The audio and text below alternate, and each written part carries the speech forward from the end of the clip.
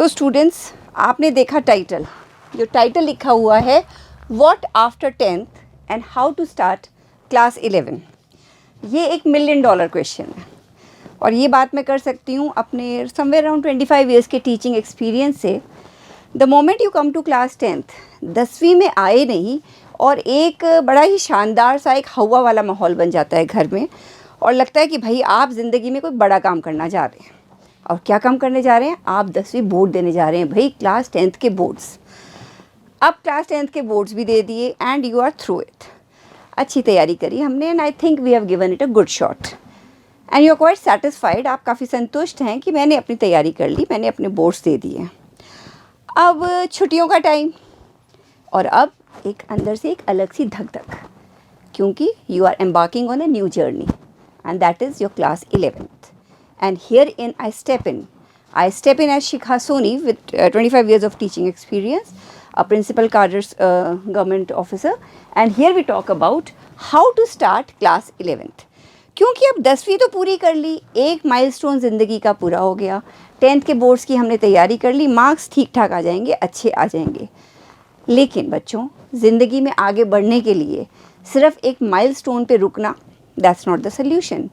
अगर जर्नी पूरी करनी है, अगर यात्रा पूरी करनी है, अब यहाँ से लेह लद्दाख जा रहे हैं, कितना मज़ा आता है लेह लद्दाख के बारे में सुनने के, कि अरे वाह क्या ट्रिप मारेंगे, क्या शानदार टूरिस्ट डेस्टिनेशन है। बट सीधे तो लेह लद्दाख नहीं पहुँच जाओगे ना। लेह लद्दाख जाने के लिए आपको पहली जर्नी, आपको पहला स्टेप लेना पड़ेगा, एक पहला माइलस्टोन क्लियर करना पड़ेगा। आप यहाँ से बुकिंग्स करवाएंगे, अपनी सारी बोर्डिंग लॉजिंग की अरेंजमेंट्स करवाएंगे, आप ये देखेंगे कैसे जाना है, वहाँ रहना खाना कैसे करना है, साथ कौन जाएगा, बहुत सारी चीज़ें हैं कैप्सूल फॉर्म में। और तब जाके आपकी जर्नी, आपकी डेस्टिनेशन लद्दाख पूरी होती है, जहाँ जाके you want to make beautiful memories and you want to have a trip which was memorable. कुछ ऐसा ही हमें यहाँ पे भी करना है। एक माइलस्टोन 10th का पूरा हुआ, लाइफ की जो जर्नी है, हमें अपने करियर में सक्सेसफुल होना है, तो एक एक करके छोटे छोटे कैप्सूल्स, छोटे छोटे माइलस्टोन्स जब हम आगे करते चलेंगे तो वो इंश्योर करेगा कि हम अपनी जर्नी में कहाँ तक आगे पहुँचे एंड मोस्ट इम्पॉर्टेंटली कहाँ तक नहीं, कितने सक्सेसफुली आगे पहुँचे। और उस सक्सेस जर्नी के लिए ही गाइड करने के लिए I am here on behalf of mission ज्ञान। और जब हम बात करते हैं हाउ टू स्टार्ट क्लास 11, तो जब 10th पूरी हो गई तो अब सबसे पहले तो मैं आपको एक बहुत ही एक बिहेवियरल चीज़ बताती हूँ। सबसे पहले अपने दिमाग से ये जो एक कितना बड़ा टोकरा हमने इतने टाइम से रख रखा है, 2 साल से, क्लास 10वीं के बोर्ड का, इसको बहुत ही प्यार से हौले से उतार के साइड में रख दीजिए। You have to begin your class 11 on a very light note. Yes, eyebrows go up. Ma'am क्या कह रहे हो? आप कह रहे हो एकदम लाइट नोट पे? सब तो कहते हैं बहुत पढ़ना है, 2 साल है, ज़िंदगी बनानी है, जो हो सकता है अभी हो सकता है, नहीं तो कुछ भी नहीं होगा। Very true. लेकिन कोई भी जर्नी जो होती है ना, जब उसको सही दिशा में ले जाते हैं, सही स्टेप के साथ लेते हैं, तब इंश्योर होती है कि वो सक्सेसफुल होगी। तो बहुत हवा बनाने की ज़रूरत नहीं है। क्लास 11 जो आपकी सब्जेक्ट चॉइस है उसको हम दूसरे वीडियो में कवर करेंगे, लेकिन क्लास 11 में आपकी स्ट्रैटेजी क्या रहेगी, इस वीडियो में हम ये बात करेंगे। Irrespective of whether you have opted for science, देखिए 3 स्ट्रीम्स है जो आप लेते हैं। बहुत ही हमारे अच्छे बच्चे, बहुत पढ़ाकू बच्चे, हुआ क्वाइट टॉपर्स एंड हुआ cut for something, you know, एक रिसर्च काइंड ऑफ थिंग्स, एक साइंटिफिक बेंट ऑफ माइंड, वो बच्चे साइंस ऑप्ट करते हैं। दूसरी स्ट्रीम आती है हमारे पास कॉमर्स की और तीसरी स्ट्रीम आती है आर्ट्स की। तो मैं अभी इन सब्जेक्ट के निकनैक्स में आपके साथ नहीं बात करूँगी कि क्या सब्जेक्ट लेके क्या हम आगे कर सकते हैं, वो एक टेक्निकल एस्पेक्ट है और बहुत ही डिटेल्ड है जो हम एक अलग वीडियो में कवर करेंगे। लेकिन हम इस वीडियो में ये बात करेंगे कि irrespective of the fact whether you are a science student, whether you are a commerce student और whether you are an arts student, आपसे क्या एक्सपेक्टेड है, आपको करना क्या है भाई क्लास 11th में। तो सबसे पहले जो मैं बात करी थी वहीं बात शुरू करती हूँ कि बहुत ज़्यादा सीरियसनेस जो है, लाइफ को एक बहुत हवा बना के पढ़ना, नो। सबसे पहले आप अपने आप को ईज आउट कीजिए। You are in a very beautiful phase of your life. ये जो क्लास 11 का फेज़ है, ये एक्सप्लोरेशन का फेज़ है। आपने सब्जेक्ट की चॉइस करी, कैसे करी, let's talk in another video. लेकिन जब आपने अब सब्जेक्ट को ले लिया तो अब आपको करना क्या है, चाहे आप साइंस में हो, चाहे आप कॉमर्स में हो, चाहे आप आर्ट्स में हो। जब आप एक काम आगे लेते हैं, कुछ आपने अपने हाथ में एक प्रोजेक्ट लिया, फॉर एग्ज़ाम्पल आपने साइंस ऑप्ट किया, तो आप ये मान के चलिए कि अब आपको 2 साल इसको अपना बेस्ट शॉट देना है। लेकिन इस बेस्ट शॉट में अब वो अप्रोच नहीं रखनी है कि जिसमें आप ये सोचें कि मुझे बस अपनी किताबें लेके बैठ जाना है, वर्ल्ड से कट ऑफ हो जाना है, and I am not required to do anything else.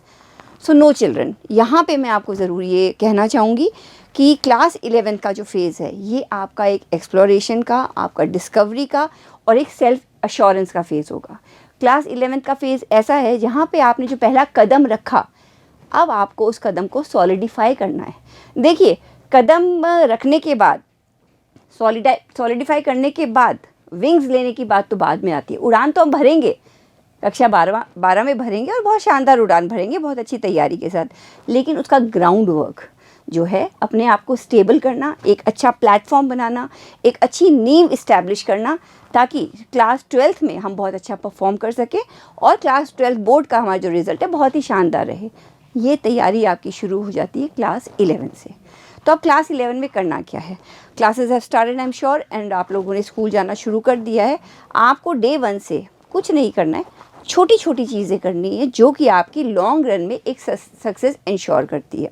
देखिए, it is always said, you know, an idiot without a plan, an idiot without a plan is always much better than a genius without a plan. I'm sorry. An idiot with a plan is much better than a genius without a plan. So it is always about planning. This was said by Abraham Lincoln, if I'm rightly quoting him. तो उन्होंने ये बात कही थी। तो आपके पास एक plan होना चाहिए। प्लान का पहला स्टेप ये है कि जब आप स्कूल जाना आपने शुरू कर दिया, आपने सब्जेक्ट ले लिया, तो आपको जो क्लासेस में पढ़ाया जा रहा है, देखिए PCM लिया आपने, PCB लिया आपने, कॉमर्स लिया, BST है, इकोनॉमिक्स है, स्टैट्स है, मैथ्स है, या फिर आर्ट्स है, ह्यूमैनिटीज़ है, आपके n नंबर ऑफ़ सब्जेक्ट्स हैं।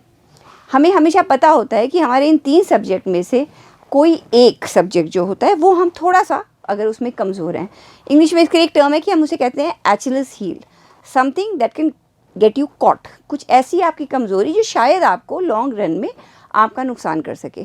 तो आपको क्लास 11 में सबसे पहले ये बात पकड़ लेनी है कि मेरा कौन सा वो सब्जेक्ट है जहाँ मैं शायद थोड़ा सा और सब्जेक्ट के मुकाबले थोड़ा सा मेरा परफॉर्मेंस लो रह सकता है।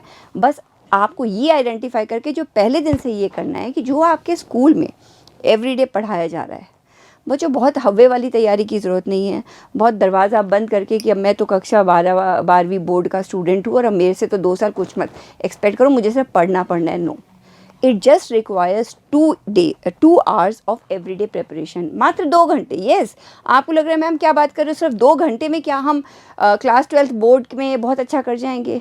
मैं आपको वाउच कर रही हूँ, आप इस स्ट्रैटेजी के साथ हमारे साथ चलिए, and we are vouching for the results.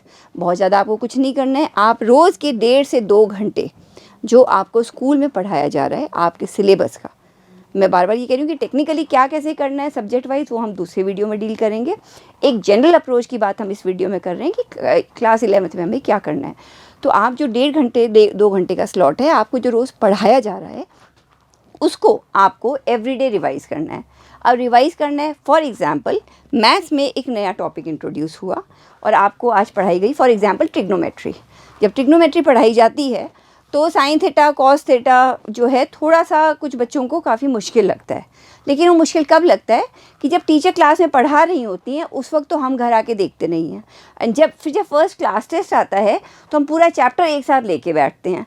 अब आप ये मान के चलिए कि पूरा चैप्टर एक साथ करने के बजाय एक लर्निंग स्ट्रैटेजी में एक स्ट्रैटेजी होती है जिसे हम कहते हैं piecemeal strategy. Piecemeal strategy आपको ये कहती है that it is always better to pick up in pieces rather than picking up the whole lot together. एक साथ पूरा ब्लॉक उठाने के बजाय अगर आप छोटे छोटे पीसेस को इकट्ठा करते हैं और फिर उस ब्लॉक को एक साथ तैयार करते हैं तो वो आपके लिए ज़्यादा फ्रूटफुल रहता है। इसलिए for coming back to the example, अगर ट्रिग्नोमेट्री है, अगर आज उसकी 4 एक्सरसाइजेस हैं और टीचर आपको रोज़ 10 से 15 सम, जो मेरी समझ कहती है क्लास में टीचर 10 से 12 सम्स मैथ्स इसके बोर्ड पे करवाती हैं और फिर आपको होमवर्क देती है। होमवर्क की जो कॉपीज़ हैं टीचर 2 या 3 दिन में लेती है। I have been a teacher and I have seen this happening कि बच्चे क्या करते हैं, 3 दिन कुछ नहीं किया, अरे आज चल रहा है कि अरे मूवी का कार्यक्रम में चलते प्रोग्राम, मज़ा तो आता ही है, नो डाउट, इन्जॉयमेंट किसको बुरा लगता है। मम्मी ने कह दिया अरे आज उनके यहाँ प्रोग्राम है, चलोगे क्या? हाँ बिल्कुल चलूँगा। अरे होमवर्क तो बहुत बाद में देना है। हम क्या करते हैं, काम पाइल अप कर लेते हैं। तो जब काम पाइल अप कर लेते हैं तो जो आपकी पीस मील स्ट्रैटेजी है वो फेल हो जाती है, क्योंकि अब आपको पूरा ब्लॉक एक साथ करना है और वहाँ पे आपका पहला चैलेंज शुरू होता है।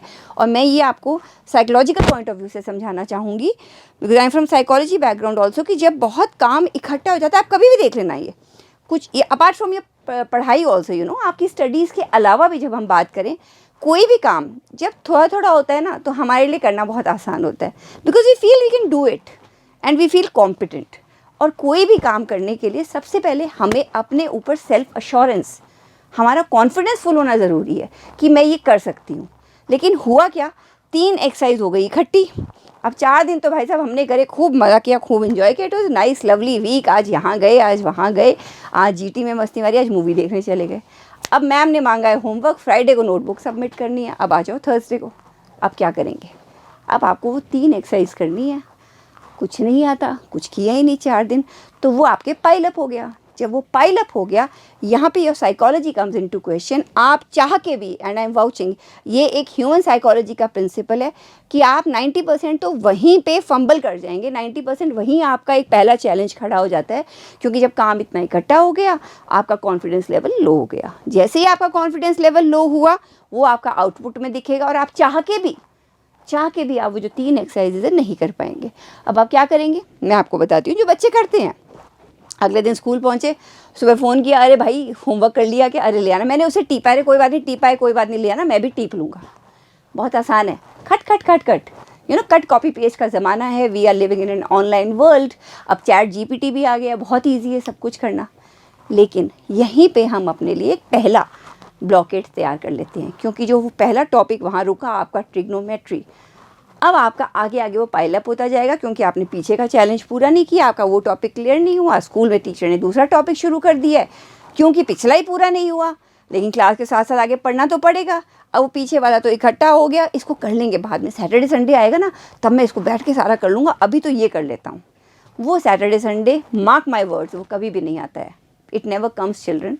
सो it is very important to see कि आप डे 1 से, आपको बहुत ज़्यादा नहीं करना है, लेकिन डे 1 से अगर आप हमारी अप्रोच के साथ चलते हैं, एक पीस मील स्ट्रैटेजी अडॉप्ट करते हुए एवरीडे कंसिस्टेंटली थोड़ा थोड़ा कैप्सूल फॉर्म में पढ़ते चलते हैं, तो we are vouching for it कि आपको जब डिलीवर करना होगा तो आपको वो चैलेंज नहीं आएगा।